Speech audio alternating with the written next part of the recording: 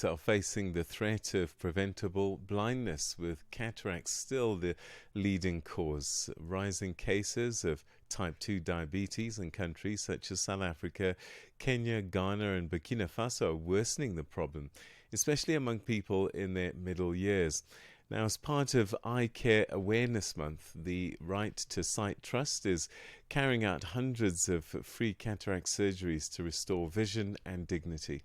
Well, to unpack the impact on patients, families, and communities, we're now joined by Dr. Jenny Laithwaite from the Ophthalmological Society of South Africa, and also with the Trust. Let's say good morning to you, Dr. Laithwaite. Thank you very much indeed for joining us. The Right to Sight Trust, that's what I was looking for. Thank you for joining us on the program. Thank you, Peter, and good morning and happy Heritage Day in South Africa. Yes, indeed. So, cataracts, I mean, I think everybody's even heard of the name because it's so common. Why are cataracts still such a major challenge in 2025 across the continent and not just South Africa?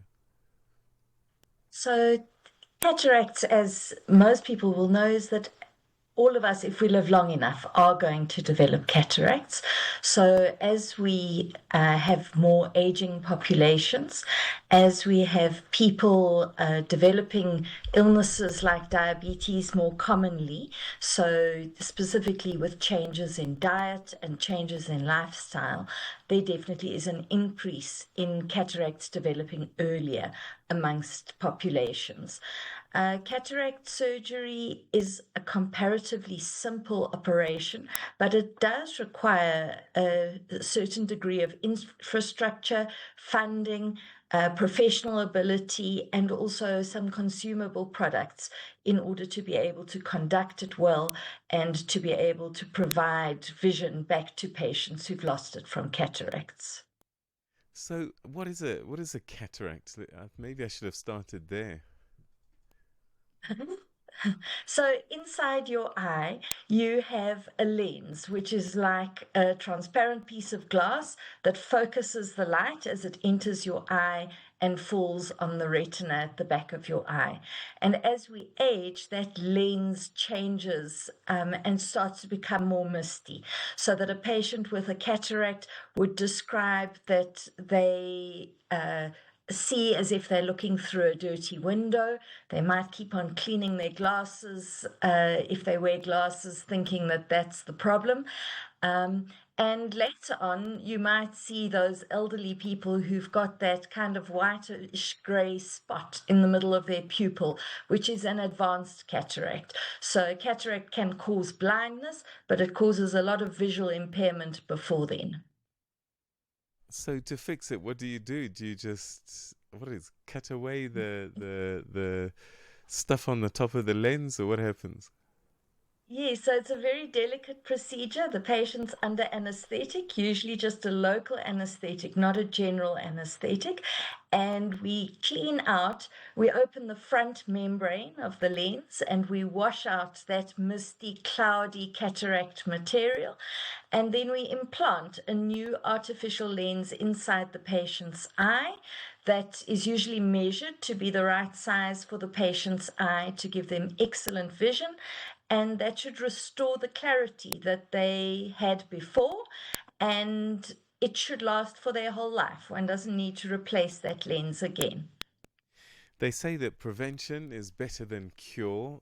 Are there things that we can do perhaps to reduce the risk or delay the process? So, cataracts are part of the natural aging process, which has got to do with oxidation in our bodies. So, in theory, improving our diets, eating lots of fresh fruit and vegetables, and much less processed goods is helpful. Protecting our eyes from sun exposure could reduce the risk and the earliness with which we develop cataracts. But most of us at this stage are most likely to develop them. If I develop a way of preventing them, my colleagues will be very jealous of me, but so far we don't have one. So, why is there an association with type 2 diabetes? What happens? So, diabetes is associated with oxidative damage in the body, and it causes damage to many different structures in the body, including the eye. And that damage affects the lens of the eye as well. Part of it is glucose levels that rise and fall and cause the lens to swell and shrink. And so, gradually over time, it becomes more opaque. But also, it's really accelerating those natural processes in the eye. And that's why we do see more patients developing cataracts at an earlier age. Earlier, I think you spoke about resources, and I guess this is one of the biggest challenges that we have across the continent, South Africa included, particularly when you start to go to remote areas, rural areas. And I suppose this is where trusts like the Right to Sight Trust come into being, offering free surgeries and trying to reach as many people as you can. Yes, it affects people in such severe ways and really takes away so much quality of life for the individual if they lose their vision and also for the family. And in South Africa, we do have government projects that try to address cataracts, but the backlogs are still huge. And so, as ophthalmologists who are members of the Ophthalmological Society, many of us participate in the Right to Sight project, which enables us to help some of the patients who don't have access to medical aid or haven't yet reached the top of the waiting list in the government hospitals to have their cataract surgery done earlier. So we've been talking mostly about cataracts, given the Hmm. prominence of the issue, but there are other eye care issues that are of concern and that we should be talking about. What else do you see regularly in your practice? Well, we have many diverse problems affecting patients. I'm in Johannesburg in South Africa. Certainly, there are things that affect children that are really important to address, and having children's vision screened early is really important. Picking up issues like squints early in life and having the child assessed is really important.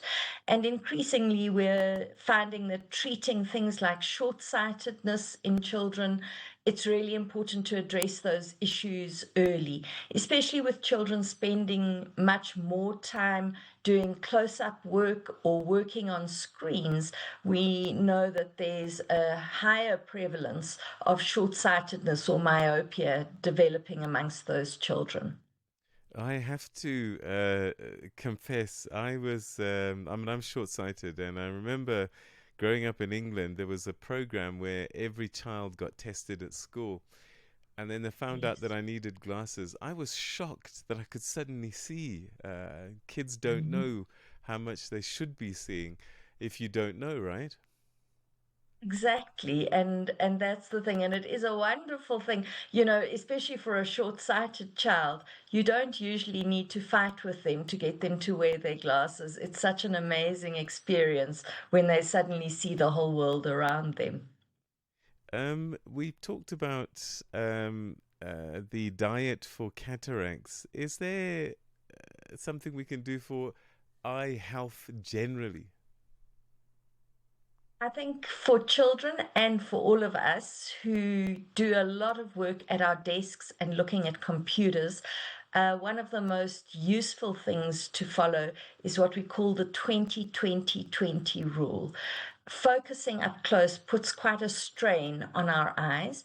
And if you follow a system where you set a timer for every 20 minutes while you are working close up or while you're sitting reading for long hours, every 20 minutes, you look up for 20 seconds and you look 20 feet in the distance, which means you're allowed to daydream out of the window or look far to the other side of the room. It gives your eyes a break from focusing up close. It reduces a lot of eye strain. It's probably good for your mental health too. So the 20-20-20 rule is a rule that we should all try to follow. Are there any indicators apart from not seeing or blurred vision and things like that that could also say there might be an issue with your eyes? I mean, things like persistent headaches, runny eyes. What else should we be looking out for that we should go and get checked out? Mm. So there are a lot of things that make the eyes uncomfortable, affecting the surface of the eye. Often that's the kind of redness, itchiness, tearing, and irritation. And those things are important and can be treated by an ophthalmologist or even by an optometrist often. The things that affect the inside of the eye are much more to do with vision. And as you say, sometimes things like headaches can be caused by the eyes. Gradual loss of vision or sudden loss of vision is probably even more concerning, and we would always want to assess a patient like that. Sometimes patients experience peculiar symptoms, things like little things floating across the vision, sometimes things that they think out of the corner of their eye, they're seeing a mosquito or a spider web, those floaters. Or if they see little flashing lights, flashes of lightning when there's no storm outside, those can be symptoms of eye problems as well. And they should definitely be addressed, and the eyes should be thoroughly examined if patients have those symptoms. Dr. Laithwaite, it's been a pleasure talking to you. Thank you so much indeed. A very important conversation and information that you shared. Thanks for your time. Thank you so much. That's Dr. Laithwaite with the Ophthalmologic Society of South Africa as talking to us about the importance of eye care at this time. It's 7 o'clock, which means it's time for your news, and we've got quite a lot that's coming up this hour. But we begin with the news, and it's Chanduko Ligege at the desk.